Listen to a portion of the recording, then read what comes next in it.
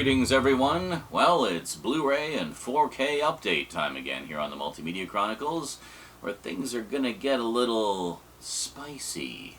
Yeah, we're gonna be heading into deepest space, to the desert planet Arrakis, also known as Dune, today on the Multimedia Chronicles.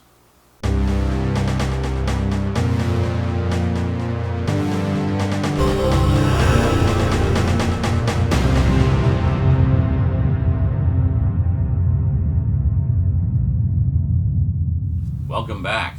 Well, I have been a fan of Dune since first seeing the David Lynch version way back in the day.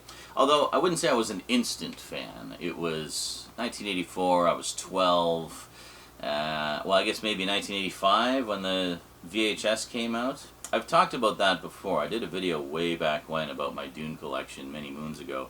Well, the collection has grown somewhat since then, and I've actually been meaning to do a new overview of all my Dune stuff for a while. We'll get to that eventually, but for now, I thought at the very least I'd show you some of the new stuff I got, some upgrades and some new additions, and of course the new movies and things like that.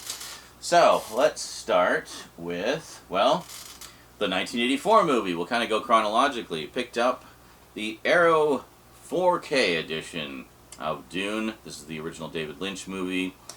And you may be wondering, hey Z, why didn't you get the big hardbox edition with all the extra goodies? Well, as a matter of principle, that's why. Because there's a bit of a story with this. This is one of those releases that I feel like Arrow really dropped the ball on, and the reason I say that is when they originally put this 4K edition out, and a Blu-ray edition as well of the same content, you know, pre-orders went up, and it was supposed to include a feature-length documentary about the making of the film, but the documentary wasn't ready by the time the release date rolled around. So rather than push it back a little bit to allow time for the documentary to be finished, which had been promised to everybody who placed the pre-orders, they decided to just release it without the documentary. Now this was not some little dinky featurette. It was like a 2-hour-long behind-the-scenes thing about it. And didn't refund anybody, didn't offer like a partial discount for the, you know, sorry guys, we messed up. Nope, they just wanted to rush out the release to coincide with the release of the first movie, the Denis Villeneuve movie. And yeah, so everybody who pre-ordered it basically got screwed, getting a lesser product than what they were promised. And then to add insult to injury, they ultimately did release the documentary, but only on their streaming service. So you had to be subscribed to their streaming service in order to be able to even see the damn thing. They never offered any kind of physical disc as compensation for everybody who pre-ordered or anything. So yeah, just completely messed up that release. And now, I mean, looking at the extras on here, there's a few... No, there's actually nothing new on here. Oh no, there's a new audio commentary. 2 new audio commentaries. Everything else is archival. A lot of which, you know, has been available on previous Dune releases, DVD and Blu-ray over the years. So, yeah. So I was in no rush to get the limited edition and pay, you know, collector's prices for it. I thought, well, you know, I'm just going to get the basic-ass, standard, non-limited release simply to have the movie itself in a better transfer. Now, I know there was a German release that came out around the same time that was vastly superior. It was in like this giant like resin box, and it had, for the first time ever actually, the Alan Smithy cut, the TV version, available in high definition, which is pretty cool. That one hasn't been released over here since the old Steelbook DVD release, which I still have. And I'll show you guys in the whenever we do the big overview of the Dune stuff. And then it also included a fan edit by a user named Spice Diver, and that one takes a lot of the deleted scenes and material from the miniseries version and the movie, and rearranges things into slightly, you know, an order that story order that follows the book a little more closely and stuff like that. So it's pretty cool having like an official release of a fan edit, you know. But that one was only available in Germany and was prohibitively expensive, so I wasn't going to jump on that one, unfortunately. Just couldn't afford it at the time. So, got this just to have the movie itself in better quality. And if you really want to know what all the extras are, there you go. A bunch of stuff from 2003 and 2005, and a couple of new audio commentaries. Honestly, it's such a lackluster release. Yeah. Come on, Arrow. You're better than that. You know, I mean, we sing your praises all the frickin' time. You couldn't have done something a little more, you know, nice to your customer base. It's DUNE for frying out loud. Anyway, carrying on. A few years later, we had, of course, the Sci-Fi Channel miniseries version of DUNE, which I know a lot of fans are mixed on. I love it, personally, because for the first time, we had a really deep, thorough adaptation of the first book. I mean, that monster was like 5 hours long. It's longer even than the Spice Diver version of the David Lynch film, which is a little under 3 hours. So it was the most thorough adaptation that we'd had of the story ever up to that point. And the problem a lot of people have with it is, of course, it was an early 2000s TV budget, so it's very low budget by comparison to the absolute lushness of the Lynch film. But what it has going for it is more of the story. So, Umbrella Entertainment recently put out a big honkin' box set of that as well. Again, just too much, too big. I wouldn't have room to put it anywhere. I just wanted the contents. So they put out this nice, compact Blu-ray set of the original miniseries. And also, this includes Children of Dune. They did do a second miniseries as well that actually adapted the second and third books. So the first part, I guess, adapts Dune Messiah, which is going to be the third Denis Villeneuve movie, by the way. And then they also adapted Children of Dune, which was the third book. So, here's the thing with this. The original 2000 miniseries of Dune was, well, there's like 3 different cuts of it. There was the version that John Harrison, the director, submitted to Sci-Fi Channel initially. They rejected that cut and wanted some things trimmed. There was some nudity and some violence they felt would be a little too much for American specialty channel at the time, I guess. So it was cut down, and the Sci-Fi Channel version is basically the shortest cut. Then there was the so-called international cut, which was basically the version that he had submitted, and that's the version that you'll see on most of the home video releases. And it restores most of the footage, but there was also a director's cut. This is the definitive cut, as far as I'm concerned, and it has so many additional little character moments and so forth that I feel add a lot to it and make it a much more, solid story and solid adaptation. Unfortunately, this has only ever been re-released once, and that's the version I have in my hands here, and only ever on DVD. It used to have a booklet. I had the original release of it, gave it away as a present, and got this for myself later. It has a pocket for the booklet, but we didn't get the booklet in the re-release. Also, it's much slimmer packaging, and they screwed up the disc labels on some of them. These are the disc labels. These are the disc labels from the original TV version release, and this last disc is the disc label from the director's cut release. Yeah, anyway. This is the best cut, by far, and the one the only one I'll ever watch, because as far as I'm concerned, it's definitive.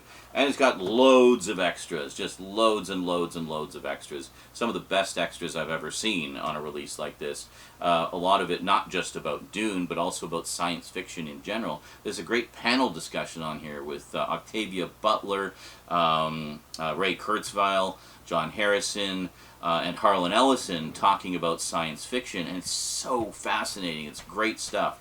Highly recommended. So, when Umbrella put their release out, I was overjoyed to see that the special features contain everything that was on the Director's Cut edition, and according to the information on IMDb, comparing the running times of the various cut, it looked like it was the Director's Cut. It isn't. It's the international cut again. So there's just no way to get the director's cut other than to track down that old DVD release. And good luck, because it's highly sought after now, because that's the only time it's ever been released. But that said, this is such a beautiful edition. I wanted to get it anyway to at least have most of it upgraded. And Children of Dune, there's only ever been the one cut, so it's nice to at least have that in full high def. And we'll just slide this out here, and you can see there's alternate art underneath, and an absolute ocean of extras. So yeah, as near as I can figure, this does have every single extra that was on that director's cut release. The only thing it doesn't have is the director's cut itself. So it has the international cut, which, you know, is a good length. I think the difference between the international cut and the director's cut is about 6 minutes, and most of that is in the first episode of the miniseries. So yeah, just kind of annoying. Like, can we just have the director's cut in high def, please? So yeah. The other thing was all the effects were done in standard def, so the effects shots are all basically just straight up upscales. No frickin' AI upscaling bullshit, don't worry. It's just old style upscales, basically just standard def, rendered out in 1080p. But everything else was shot on film, so the all the actual filmed footage looks fantastic on this. So, bit of a mixed bag because of the lack of the director's cut, but let me tell you everything that's on this one. We have the making of Dune and the making of Children of Dune, Children of Dune storyboard with audio commentary, Children of Dune visual effects, cast and crew interviews, production behind the scenes, Graham Revell reveals featurette, he did the music, Frank Herbert's Dune, the Lure of Spice documentary, science fiction, science future panel discussion, that's the one I was talking about. Will McNelly on Frank Herbert's Dune featurette, Defining the Messiah featurette, Vittorio Storaro, the Color Wheel featurette. Vittorio Storaro is like one of the finest cinematographers in the history of cinematography. He worked with Dario Argento quite a bit, and really was big on using color to represent different sort of subtextual elements of the journeys of the characters. And in this case, in Dune, he uses it to represent aspects of Paul's journey through, you know, his self-discovery and ultimately essentially becoming a messiah figure. And it's just fascinating to watch, like, to see his philosophy in motion, and really kind of get into the nitty-gritty of how he approaches the use of color in his work. Fantastic. And then Walking and Talking with John Harrison, The Secrets of Frank Herbert's Dune, and Still Galleries. So great stuff. So take this snot glue off of there. And yeah, so, you know, overall it's a great collection, and it's nice to have just a new compilation of all those wonderful extras. But man, I really wish someone would sort out whatever the issue is and give us the director's cut in some form of modern re-release, you know. Anyway, fast forward a few years, we have Part 2 of the new movie. I got Part 1 a while ago. I actually still need to watch this. This is the only thing Dune I haven't watched yet. Nope, that's not true. There's one other thing, which is in the pile here, which we'll talk about in a moment. So this, I mean, it needs no introduction. It's the second of Denis Villeneuve's movies. My understanding is there is apparently like a mixed format version that I guess was shown theatrically, the IMAX version, and we don't have that on home video. In fact, Denis himself was surprised. He just assumed that that would be the version they put out on home media, but they did not. It's just the, what is it, do they tell you the aspect ratio? I think it's 235:1, CinemaScope. And does it say on the case? Usually they'll say on the case. It doesn't say, but I'm pretty sure that's what it is anyway. So here's hoping maybe when the third one comes out, we'll get like an ultimate IMAX Dune collection that has everything in, you know, the mixed aspect ratios and such. And like, I don't understand the reluctance to do that. I mean, plenty of movies have used mixed aspect ratios. Look at Sinners. You guys see Sinners?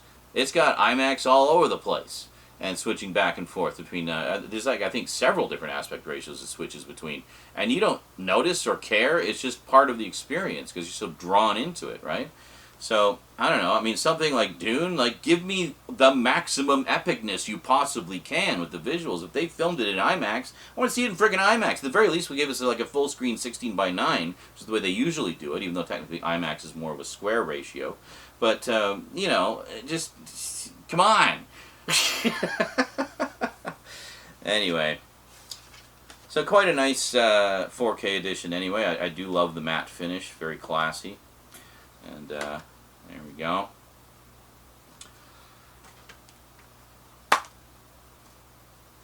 And not much to look at inside, just the disc. You know, sort of engraved. Yeah, very cool. So I'll probably rewatch the first. I'll probably just double bill it, rewatch that, and then watch this one. And there we go. So roll on, Dune Messiah. You can see the story of Space Hitler.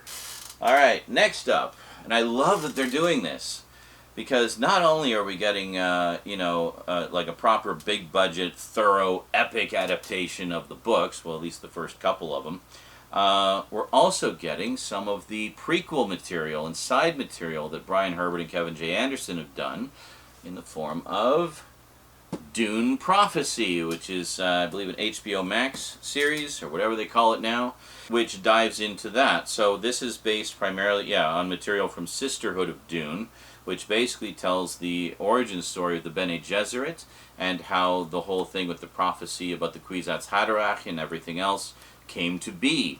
So it's that whole story, and it's really, really good. I really enjoyed this a lot, and just immediately went out and bought the 4K as soon as I watched it. So this is terrific. Yeah, so it takes place 10,000 years before Dune, so it's like right at the dawn of everything. And there's 90 minutes of bonus content here, including featurettes.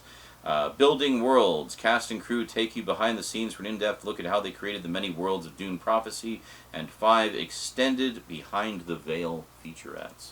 I haven't opened this up yet. I did watch it on streaming, but I haven't actually cracked open the 4K yet. But this is great. There is a second season in the works apparently, so we'll be getting even more of the backstory. So I love that we're getting like the main books adapted as big budget, big screen, mega movies, and then we're getting the prequels adapted as, you know, pretty, you know, equal, I'd say, TV series, but more of a serialized story. And yeah, great stuff. Really enjoying that a lot. And then last, but most certainly not least, we have the Dune that almost was, with Jodorowsky's Dune. Yeah, so this was, yeah, Alejandro Jodorowsky in 1975 was looking to adapt Dune. And at that point in time, the books would have still been fairly recent. There would have only been, I guess, the first 3 of them. Frank Herbert actually did the second trilogy of books. What was it?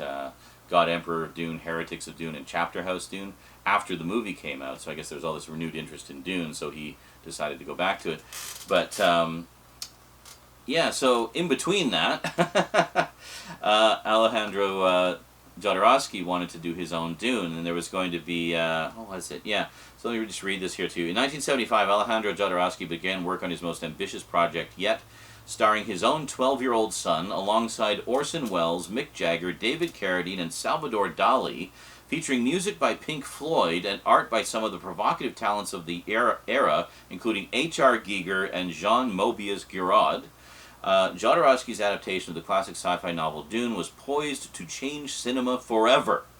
Through interviews with legends and luminaries including H.R. Giger, Gary Kurtz, who was the producer on Star Wars Episodes 4 and 5, and Nicholas Winding Refn, who directed Drive, as well as many other things, and an intimate and honest conversation with Jodorowsky, director Frank Pavich's film finally unearths the saga of the greatest movie never made.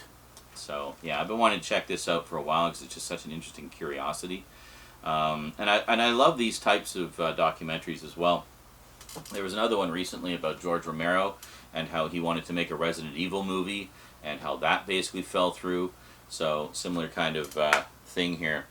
The greatest movies that never were, and there we go. So, Until this release came out a while ago, because it's got the Blu-ray and DVD. So, there you go. And that is it. That is it for the latest additions to the Dune Collezione. So I can finally get caught up on the movie and see the Dune that never was, and that's it. And then revisit the miniseries. Yeah, I have a lot to say about all of them, but we'll probably talk about them more another time. For now, just wanted to show you the new goodies. Alrighty, folks. Well, that is it from me to you for now. So until next time, thanks for watching, and sayonara.